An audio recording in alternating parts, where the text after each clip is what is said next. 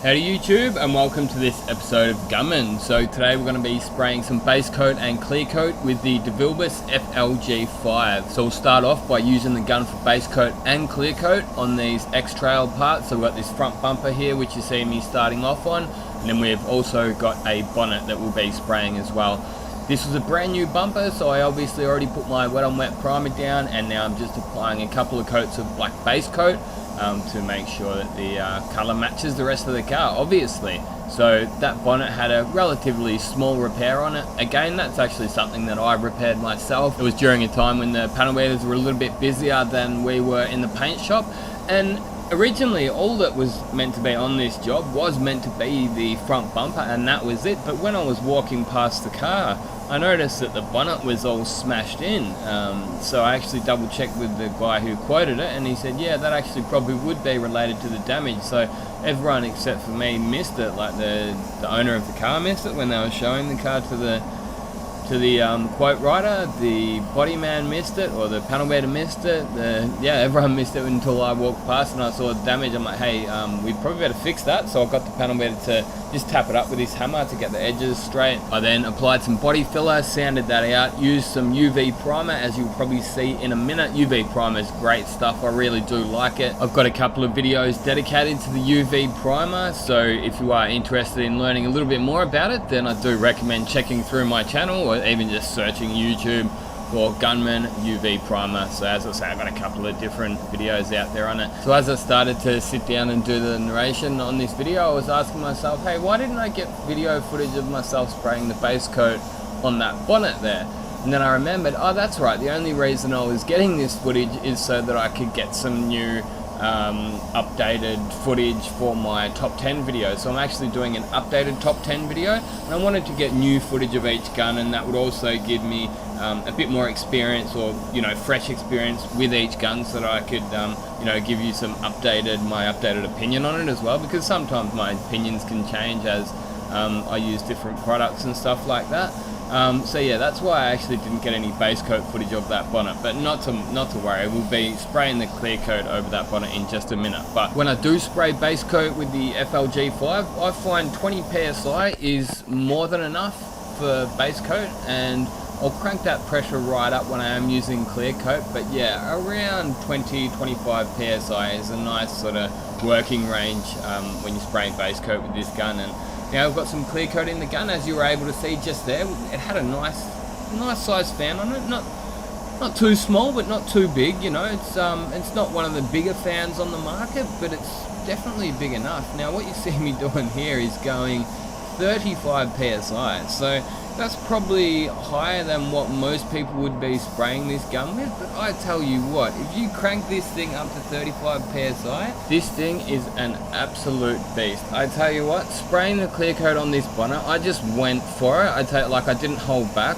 That's one of those things that a lot of the time in my videos I'll talk about replicating the factory orange peel, and sort of like bonnets and roofs is where you get a little bit of leeway to have a bit of fun, I guess. Like you can just go a little bit harder. I mean, depending on the kind of car it is. I know some people say, oh, you should do the same job on every car, but like I find on the Japanese car, I've never been pulled up for saying, man, you made my bonnet look too good.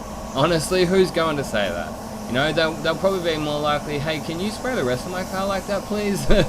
And you'll get more work, So yeah, it's one of those things. On the side of a car, you really do want to, especially if you're only painting a couple of panels, like if you were to say spray one door and the fender, or like say the front door and the fender on a car, and you made those two panels look dead flat, and the other two had like your factory orange peel in it, that's really going to stand out, I think so anyway. Whereas if you do bonnet, roof and boot lid, or trunk lid, deck lid, whatever you call it in America, those three panels, you've probably got a little bit of a license to go a little bit flatter, because they are actually flat panels. And again, as I say, you pick your battles. The kind of cars that people are going to get really fussy about, you want to spend that little bit more time on, but you can identify just someone's daily driver.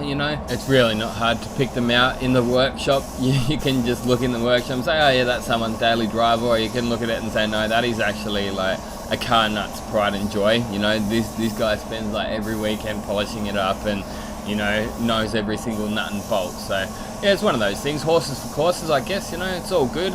But yeah, look, I still love going to work, getting to use great spray guns in a nice spray booth in a good environment, using some good paints. And on that topic, so I'm using Standox solvent base in this one, and I'm using the Standox standard clear at the moment.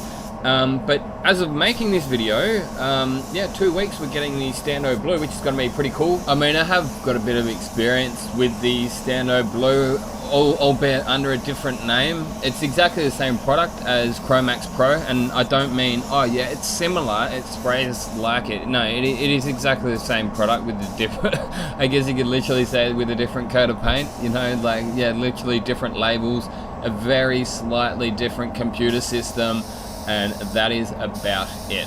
I mean, it is literally the same cans of paint. I know that because, and the guy from Axalta who actually sold the paint, he wasn't happy when he came in and saw it, that the distributor did this, right? We ran out of one of the tinters, and obviously they didn't have a Chromax Pro tinter, so they had to give us a Stando Blue tinter, the corresponding one. And the guy from Axalta was like, man, you can't do that. And he's like, yeah, but everyone knows. And he's like, yeah, everyone knows, but like, you're not meant to admit it. But yeah, so, and the other one is actually Spies Hecker. So yeah, the Spies Hecker water system is exactly the same as Stando Blue and Chromax Pro. So yeah, I mean, it's a great system. It's got its flaws, you know, I know its flaws. I've used it for the best part of a year.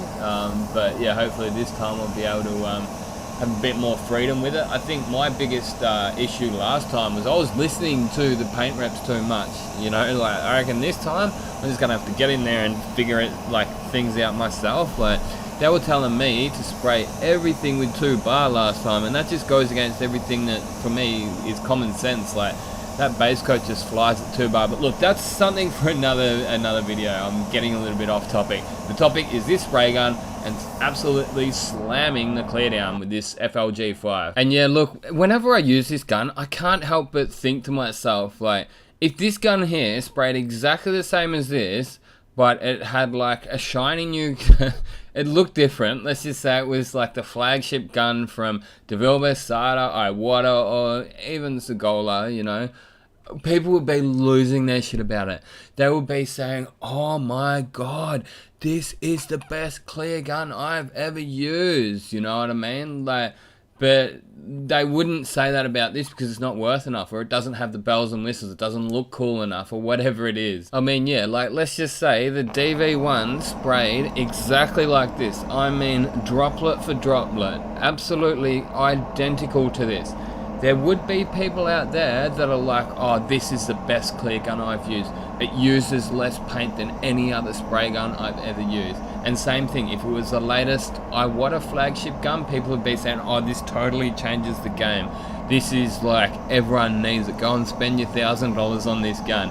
And don't take me wrong, like, don't get that the wrong way. I don't think this is as good as most of the top line guns, but on the other hand, it's a $200 gun. You know, the build quality is quite good. I mean, it lasts. Trust me, these things do last in a workshop environment. They don't have a massive air consumption. That's why I actually included some of the technical specs at the very start of this video. They're good for DIY guys who want a good quality gun that don't want to also break the bank. You know what I mean? I mean, I see some people online and they're recommending to other people, like guys that spray at home, they're recommending them to buy a Supernova. I want a Supernova. Well, forgive me for not knowing the exact conversion, but those guns are Australian dollars, around 9 to 950 Australian dollars. How could you tell a guy from home who's really not going to get a great deal of use out of it to go and buy a $1,000 gun or close enough to a $1,000 gun? I wouldn't do that.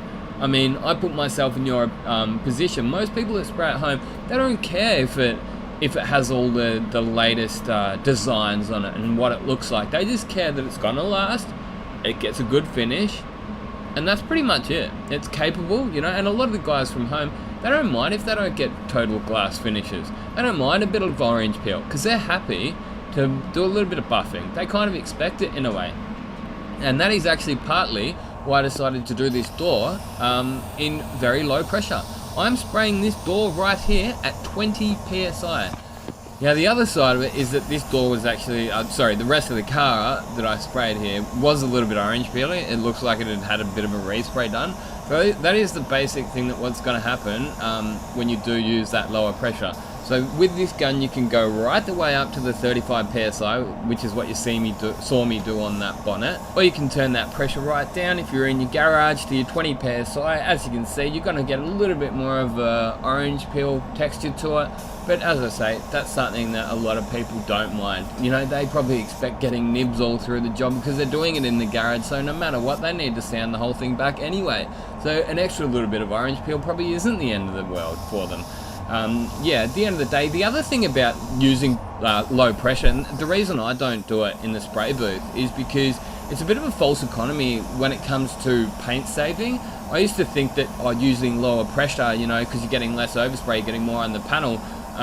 It also, on the other hand, it makes it so that you're going so much slower. So I've found you don't use a great deal less anyway. Like, you might get a little bit more on the panel, but yeah, as I say, I've found it a bit of a false economy. And on the topic of paint saving, I've found that this thing honestly is better than the DV1 clear gun. I'm not kidding you. Even at 35 PSI, like that bonnet and the bumper that I sprayed, I mixed up 650 mils of clear coat for that.